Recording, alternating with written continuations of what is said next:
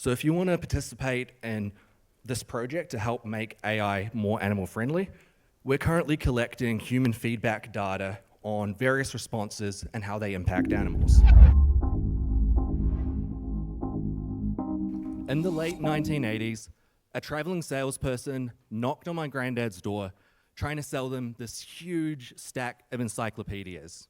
My granddad replied that he didn't need any encyclopedias because this new thing called the internet had just been invented, and soon every household around the world would have their own personal computer with access to the entire collective knowledge of humanity.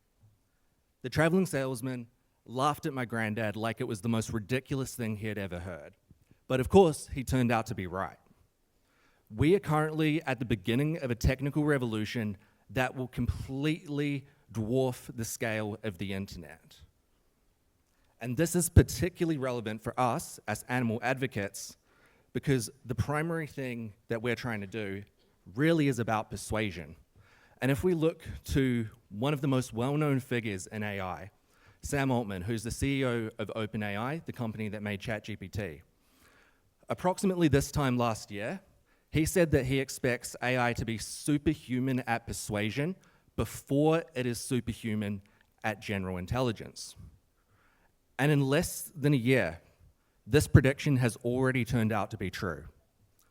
ChatGPT is already 82% more persuasive than the average human when it comes to political and social issues. The way that the researchers tested this was by having participants talk to a chatbot that was either a human or an AI on the other side. When both humans and AIs were given information about the person they were trying to persuade, you can see in these graphs that even at the lowest bound of AI performance, that was as good as the upper bound for humans. But the growth is not stopping here. When we think about what's happened over these last few years with the public awareness of artificial intelligence, many of us have seen how rapidly the technology has accelerated.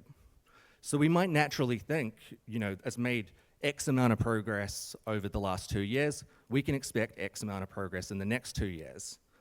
But instead, what's happening is we get the same amount of progress in half the time. And we know that this is happening across every metric that we look at. If we look at research papers on artificial intelligence and machine learning, we can see an exponential graph. If we look at Google project directories for machine learning projects, we see an exponential graph. And if we look at the actual amount of compute that's going into training AI, we see an exponential graph. But the future of this technology is at a crossroads as far as the impact on animals. The future of AI is stuck in a tug-of-war between those of us who want to use this technology to help animals and those who want to use the technology to harm them.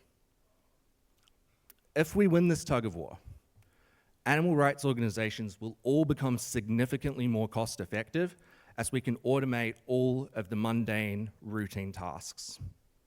Public support for animal rights and veganism increases as the most persuasive technologies that have ever existed leveraged to help animals. Alternative proteins become cheaper, tastier, and healthier with AI optimizing product development. The number of animal advocates who burn out decreases dramatically because, unlike us, an AI never gets sick of being asked where it gets its protein. Better legislation passes because these AI models can predict which bills are likely to pass in which political situations, and we can use those to optimize for success. Enforcement of legislation improves because AI can look at huge data sets and find where the legislation enforcement is lacking. Animal rights organizations secure more grants and donations because AI can predict the success of grant proposals and fundraising emails. Our movement expands globally whilst still remaining culturally relevant to every local context. And maybe even AI can actually help animals to speak for themselves rather than needing us to speak for them. There's already some really fascinating work going on in decoding the communication of whales, for example, And as this technology continues to improve, that gap in understanding between the communications across species will continue to drop. So we have a lot to gain if we can win this tug of war. But what happens if we lose it? Is anyone familiar with this image? Show your hands. Yeah, so for those of you who haven't raised your hands, this is not a block of apartment buildings. This is a 26-story high skyscraping factory farm for pigs in China. This is not possible to run without artificial intelligence. Within this building, AI controls every aspect of these pigs' lives. AI predicts what feed to give them, at which ratios, it predicts climate, everything optimized for producing as much product as fast as possible, regardless of how it impacts the animals. This is an automated battery cage system powered by artificial intelligence. The eggs are collected automatically, the feed goes through automatically, and again, AI systems control every aspect of these hens' lives.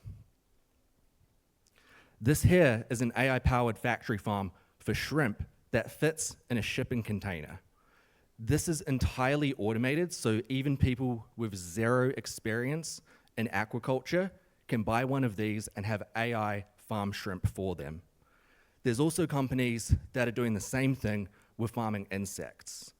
And given how small these animals are and how much this lowers the barrier to entry for people to exploit them, this could exponentially increase the amount of animals that suffer, and of course, the ways that they suffer will also become more brutal. So it's really important that we win this game of tug-of-war as a movement. But how exactly do we do that? Well, if we go with this analogy, there are 3 ways you can increase your chances of winning a game of tug-of-war. The first is to weaken your opponent's grip. You can think of this like greasing the rope, and we can do that by restricting the adoption of artificial intelligence in animal agriculture.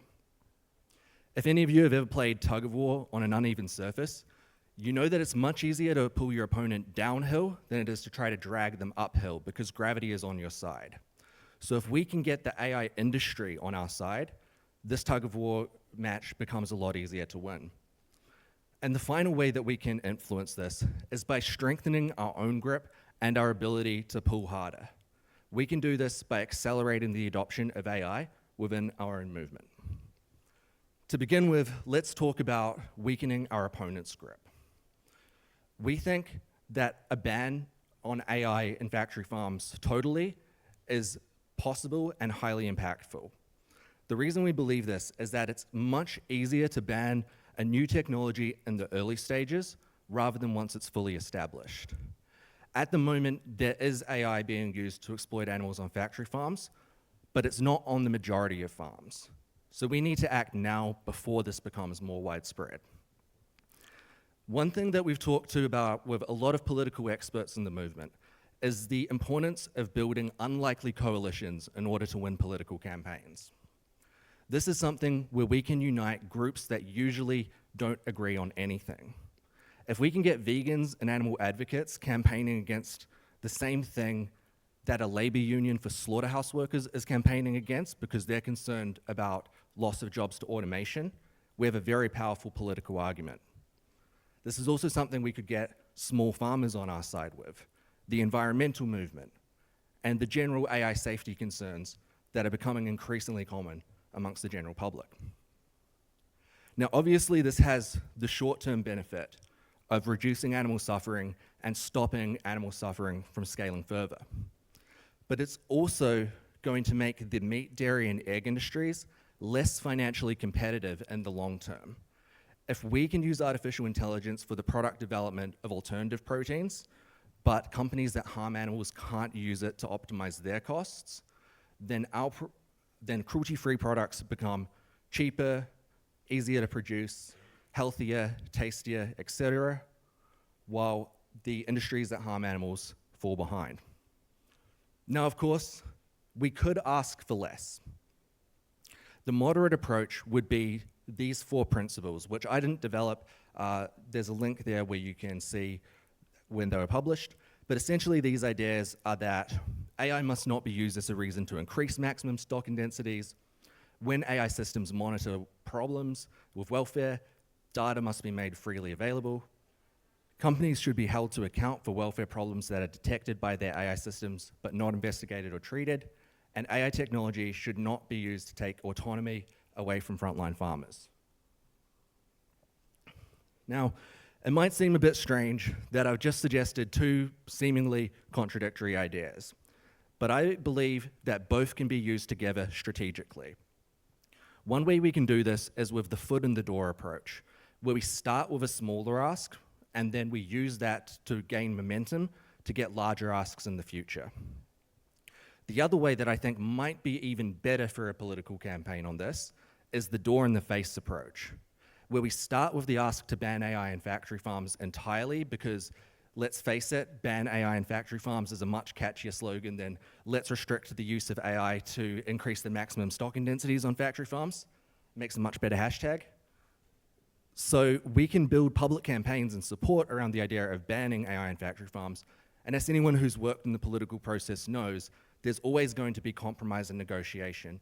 So if we ask for more, we can at least settle for those more moderate principles.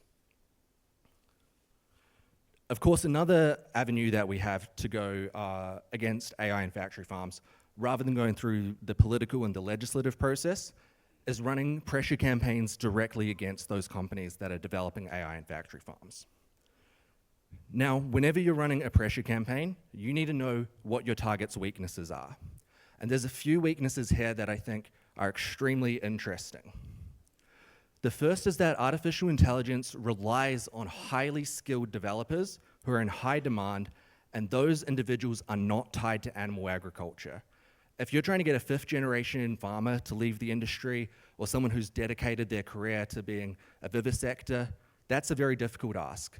But some computer science student, fresh out of university, who's just passionate about data and numbers and technology, much easier to convince them to leave this industry, and to instead use those skills in the 99.9% of the rest of the technology industry that doesn't harm animals.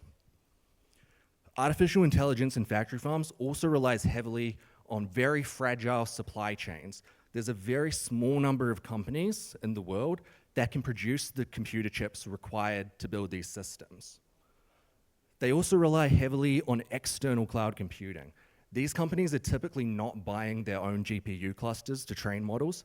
They're renting that compute from places like Google, Microsoft, etc. And finally, this technology is actually quite vulnerable to cybersecurity threats as well. And for legal purposes, I should obviously make it clear that no one should exploit that for illegal purposes. The reason I say this is that this can be part of a broader campaign strategy. For example, making buyers and suppliers aware of the fact there are cybersecurity issues, making governments aware of this when we campaign politically. These are all parts of a broader argument against this industry. So if we look to the historic successes of our movement, we can gain a lot of inspiration for how we could approach these kind of pressure campaigns. One thing that Stop Huntington Animal Cruelty did really well was targeting secondary and tertiary targets, not their primary targets. What this means is, yes, they campaigned against Huntington Life Science, but they also campaigned against anyone who did business with them. And as we talked about before, those people who are doing business with these industries aren't as tied as the people in the industry themselves. We can also see this in the environmental movement, where banks have pulled investment after protest. We can see it where buyers and distributors have stopped working with certain suppliers. And just an interesting fact that completely unrelated is that you might naturally assume that the sort of, let's say, criminal actions that cause the most economic damage to, say, a meat or a dairy company might be something like an animal liberation front action. But by far, the biggest was actually a group of Russian hackers who put some software that disabled JBS's entire production line, and they ended up paying $14.2 million in ransom to end that cyber attack. So this is just to demonstrate that There's vulnerabilities here, but people should obviously be careful about using this information in legal and ethical ways, etc. So why do we need this diversity of tactics? So I've offered up some suggestions here for some moderate and some radical approaches, and a lot of people naturally tend to think of these things as conflicting, but I think that they work together. Moderates help the radicals because they initiate and maintain the constructive dialogues with policymakers that radicals simply can't do because they don't have the credibility. They can also build broad coalitions across diverse and unlikely supporters to build political power. On the other hand, the radicals help the moderates as well. They shift the Overton window so that the moderate proposals are seen as more reasonable in comparison. Just think about this from a company's perspective.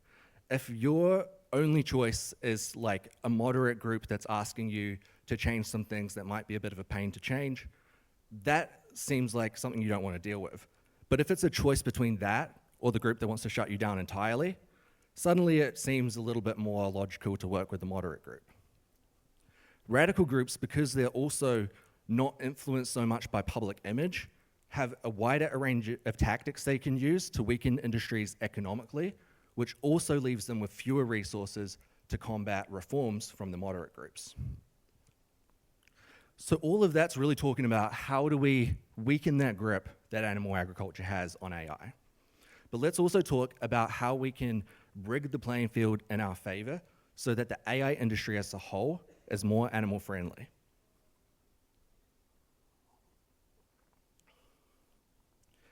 So in order to start doing this, we have to first ask ourselves, what does the AI industry actually want? The first thing AI developers want is data. We've already pretty much reached the limit of what we can scrape from the internet, which is historically what most AI companies have used for their training data. So these companies are hungry for more data sets.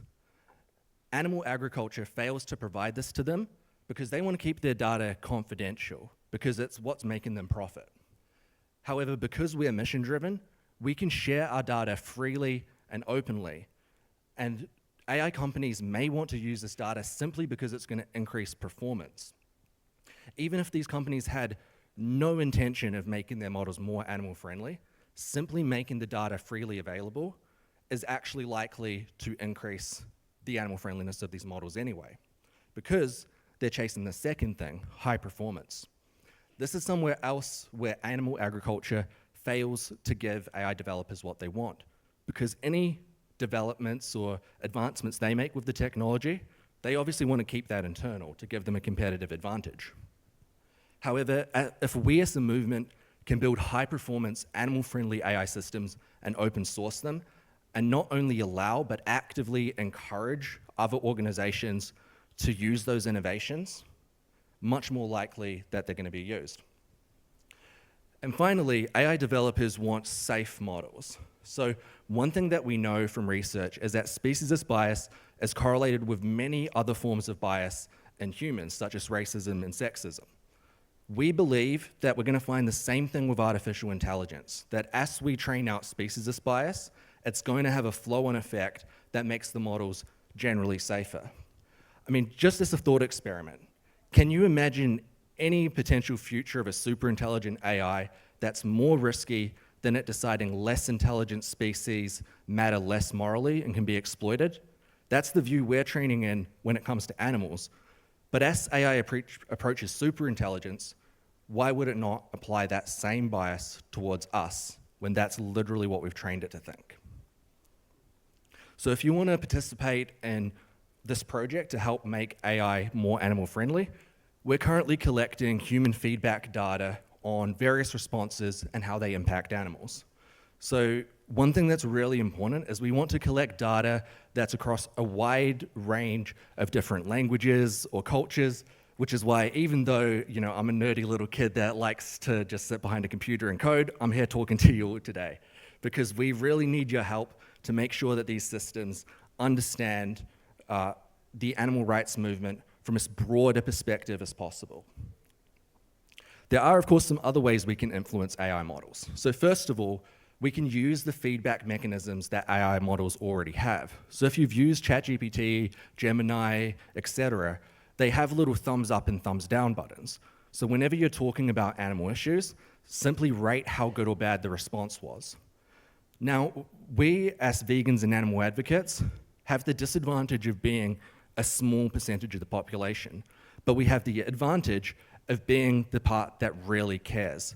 Most people are not using these feedback mechanisms. So if every animal advocate actively used this every time they talk to these systems, we can have a disproportionate effect on how these systems learn over time. And finally, we can focus on getting more high quality, authentic, and highly ranked pro-animal content into training data. We know that these companies already train by scraping the internet, so if we can continue to get better and better animal rights content out there that's ranking at the top of Google, that's likely to end up in the training data as well. And of course, like I mentioned before with the Human Feedback Project, data can also be added that way. Now, in general, when it comes to affecting corporations, there are some general principles that apply equally to us trying to influence AI companies. The first is we need to understand what our target company wants and research ways their existing methods are failing them. This is what we did at the start of this section. We then need to develop an alternative to their current method that is both better for them and better for us and our cause. And this is what we're currently doing by creating that data collection, which we're going to use to train models for the animal rights movement. Next step is to present that alternative, prove to them that it's better than their current methods, and play the role of a helpful consultant trying to help them implement it, which is exactly what we plan to do once we've developed the model. Only after this do you gradually start to increase the pressure until the campaign is successful. So I think this is important to note because I talked about pressure campaigns before. There are companies that are literally just developing AI for factory farms, and those are great targets for pressure campaigns now. But I think that our approach with AI companies that are maybe more agnostic in this space, we should instead go through this process of beginning with starting the conversation, with helping with implementation, and then maybe using pressure campaigns if that's not successful. Now, the final way that we can influence this landscape is to increase our own power. So we can do this by accelerating the adoption of AI and animal advocacy. And this is where I'm going to give some really concrete and practical tips for how everyone in this room can get the most out of using these systems to help animals. If there's one thing you remember about this practical implementation step, it's the importance of all three of these. You need not only generation, but also prediction and automation. Let me explain what I mean by that. Generative AI is the type you're probably all familiar with, things like ChatGPT, where you write a prompt and the system gives you some information in return. There are a bunch of different tools you can try. You've probably all heard of ChatGPT, but there's also many more. There's Cloud, there's Gemini, there's Grok, there's Llama. The list goes on. And all of these systems perform slightly differently. So just spend some time experimenting. Try the different tools and see what works. We also have developed our own tool called Veg3, which is entirely designed for the needs of animal advocates. So not that I'm biased, but that's also a great one to check out.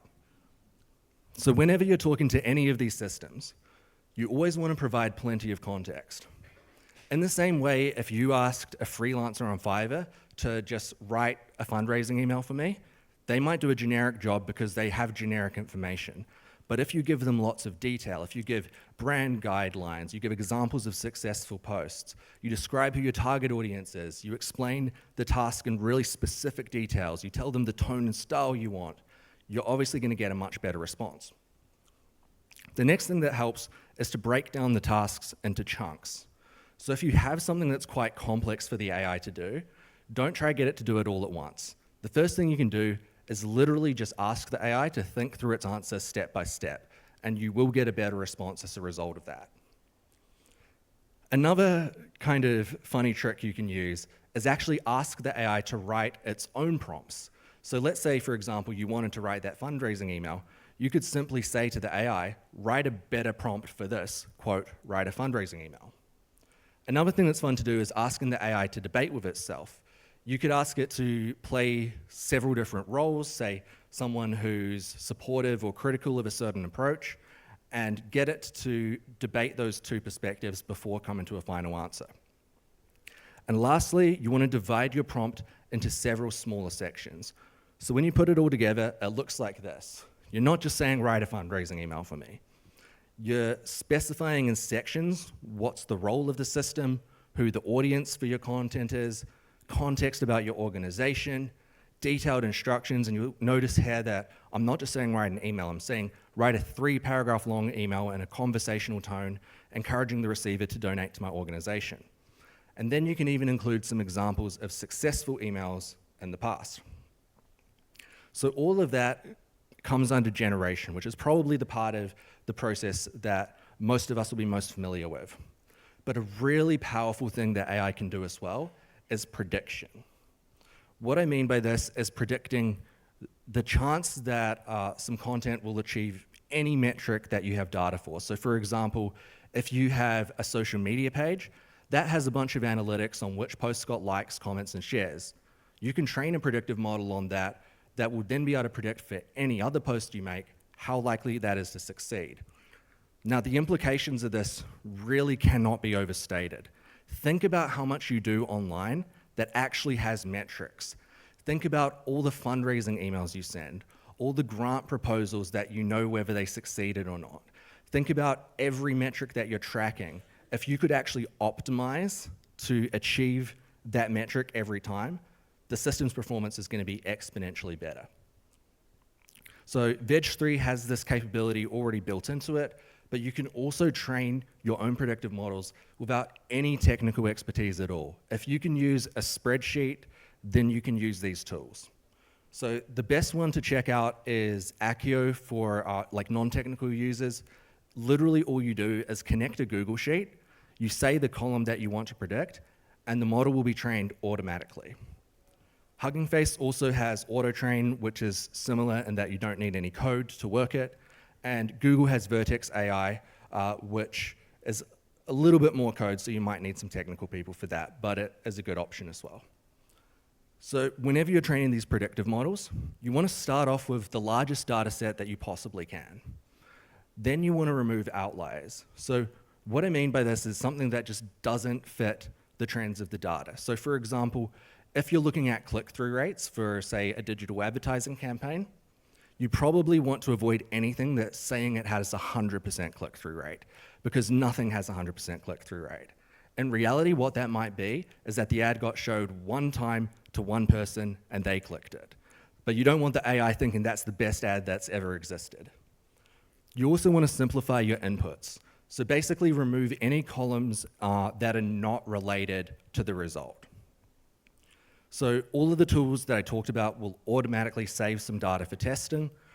You can experiment with the settings very easily. On Accio, for example, you literally have 3 options: train the model fast, faster, or fastest, and then you simply deploy whatever one works best. Now, the step where this really gets tied together to create some really powerful results is with automation. So if you've never used automations before, I recommend starting with Zapier, because they have a free plan where you can actually tell the AI what to automate without having to set anything up yourself. So an example of an automation might be generate 10 ideas for social media captions for this post, predict the performance of all of them, and post whichever one is going to perform best. As you start getting heavier and heavier into automation, you might want to start exploring different tools, because while Zapier is very user-friendly, it's also very expensive. So Make is great for nonprofits. They offer a nonprofit discount. And if you have anyone on your team who knows even a basic amount of code, N8N is a great option, but it does require some coding abilities. Now, where this starts to get really exciting is when you use filters and loops after your predictions to decide what gets automated. So an example of that is, like I gave before, you could generate a bunch of different captions and only post the one that's going to perform well. You could also create a loop where you have a certain threshold, so it'll keep generating and generating until it gets it right. And another really cool thing you can do is actually use large language models to self-evaluate their responses. This is great if you don't have enough data to actually train a predictive model. You can simply ask the AI to give you a scale of 1 to 10. So an example of this might be you write a prompt that explains what your organization's brand is like, and you say, based on this information and this response, how well aligned with our brand image is this? And it'll be able to give you a number, and you can use that number to filter out what gets automated. To take this to a whole nother level, make sure that you're tracking the analytics for what gets automated. So one example of what this can all look like when it comes together that I'm currently working on is we're creating a tool that automates outreach to cafes and restaurants, asking them to improve their vegan options. So that comes in there at generation. Automation, it sends the email out. But when we get the analytics of the response, we can ask the large language model, how successful was this on a scale of 1 to 10? Did they make the change? Do they seem open to the change? Or are they completely opposed to it? We store that data, and that goes back into training the predictive model, which is predicting whether or not these organizations are going to change. So you see, when all of these come together in a cycle, you get a system that not only is automating something that would take hundreds of hours usually, but it's getting better and better at doing it all the time and finding insights into what's working that humans simply would not be able to find themselves. So when we bring all of these together, when we weaken animal agriculture's grip on this rope, when we change the landscape so that gravity is on our side, and when we pull with all of our might, we can achieve a world where AI helps us achieve animal liberation within our lifetimes. And regardless of what your thoughts are on Peter Singer, this quote is something that's really important. So AI has the potential to be a powerful ally in the struggle to expand the circle of protected beings beyond our own species. Making this happen will require that those who believe in ethics, reason, and respect for sentient life work together to ensure animal consideration is embedded as a top priority of AI development and use now. So if any of this has convinced you that this is a space that's really important to be working on, or if there's any way that we as an organization can help you to implement these AI tools, if you want to participate in the human feedback collection, which again, like none of this requires any technical skill, all it requires is the desire to use AI to achieve animal liberation. Simply scan the QR code and get in touch with us. Thank you so much for your time. Bye.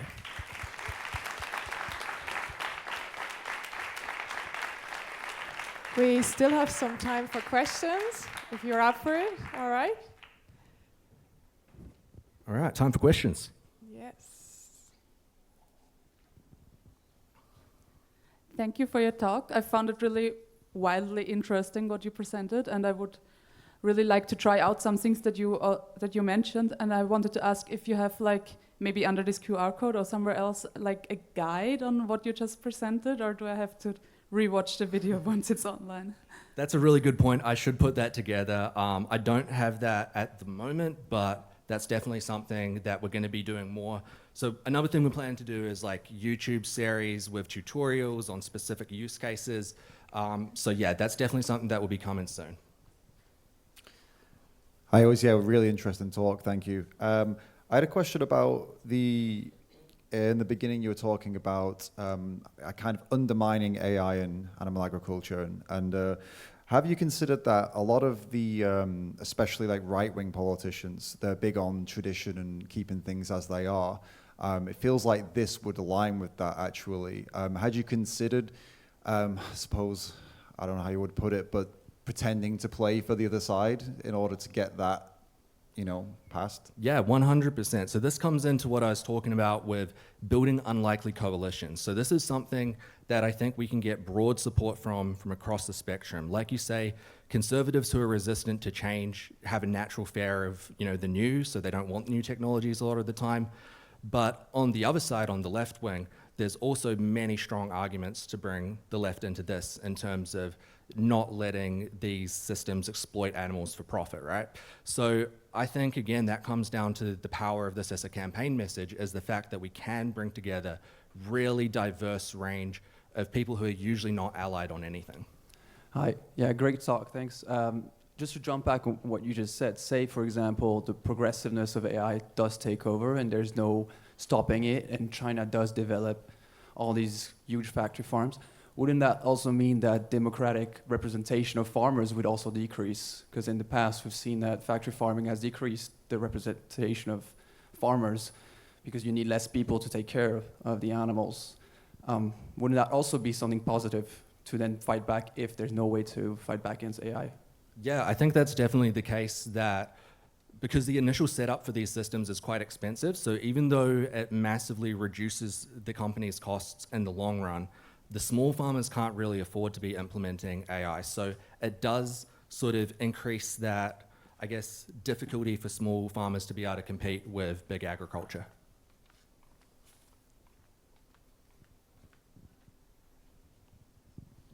Yeah, thank you so much for your talk, Sam. I think it was amazing, and I think it's quite evident that making sure that AI development is safe for non-human animals is probably one of the most important things of our lifetime. I'm wondering, what in your kind of view does the sort of AI for animal intersection need most or need more of? Is it primarily funding? Is it campaigners, developers, like strategists, like org builders? Like, where's the biggest bottleneck right now? So funding is definitely a huge bottleneck. I think it's very, very few organizations that have received like any funding. Like personally, I've been working on this pro bono for the last year. I haven't paid myself a cent. So definitely funding is a huge bottleneck. But I think that the thing that you might think is a bottleneck for funding is like the cloud computing, but actually a lot of that can be gained for free. So for example, what we've done is we got into a startup program where we access like a bunch of free cloud computing from big providers. So things like that are actually not as expensive as you would think. There's a lot of ways to get access to free compute, and there's a lot of ways to train models without a lot of compute. But there isn't really enough funding going to, I think, like capacity building in the space. And it is a new space, so it's something that's really difficult, I think, for funders to know how to evaluate, especially like, they probably don't have a technical background. It's very difficult to evaluate like which projects will and won't work.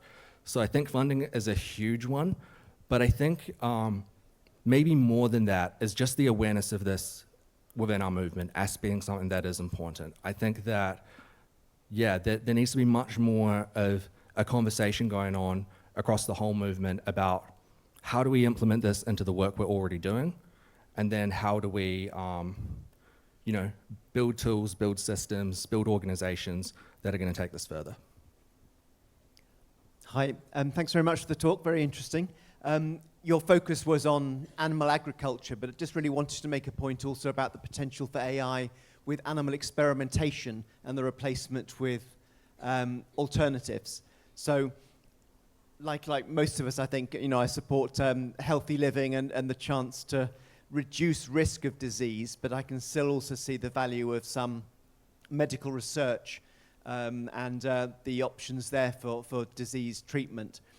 Certainly when there's been comparisons with drug development by large companies and the potential for AI, the cost is massively reduced by using AI for sort of looking at likely toxicity of new molecules, and also for the sort of efficacy, the effectiveness of those as well. So time and cost is massively reduced for those companies that might be working for drug development, as well as zero animals being used when AI is playing a role, certainly at some stages of the development and testing, maybe for all of it. So yeah, huge potential, I think, for replacement of animal experiments with AI as well. Yeah, I'm really glad you brought that up, and I completely agree. I think, I did focus a lot on agriculture here. That's really a shorthand for like all of the industries that harm animals. I think that AI can be used to replace most of them. And like you say, especially with things like new drug development and testing, these systems can actually do that much better than the animal model can, because humans are not the same as the species that we test on, whereas we can exactly model these things in computer simulations. So I do think that that's something that's really important as well. I guess part of the reason that it's not my primary focus is the fact that it's less neglected. So there's already AI labs out there that are working on that problem, but there's not really any AI labs that are working on the general, how do we train species bias out of AI, and how do we make these models better tools for animal advocates. So that's why I focus most of my energy there, but I completely agree it's a very important area as well. A very, very short last question. Thanks. Are you concerned about the danger coming from AI of having like reality or truth being blurred with fake news, or because it's so easy even to fake pictures, maybe even videos, then people won't really know what's right or wrong or true or false? Or Yeah, I think that's a huge concern. But again, I think this is a concern that others are addressing. So primarily not within our space, but within the space of people who care about the elections and not having misinformation there. So social media companies, for example, are putting a lot of resources into ways to identify AI-generated images, for example. Currently, none of those actually work very well. I'm not actually that confident that that's the right approach, but I think there are similar approaches where, for example, you could use blockchain verification to verify that an image is real, and that could be actually connected to the physical device that camera manufacturers make. So I think there are technical solutions to that question, and I think those will be developed sort of with or without our help. So we just need to be paying attention to what's going on in this space and then implementing those to show our credibility and trustworthiness. Thanks a lot for this very inspiring talk. One more round of applause. Thank you.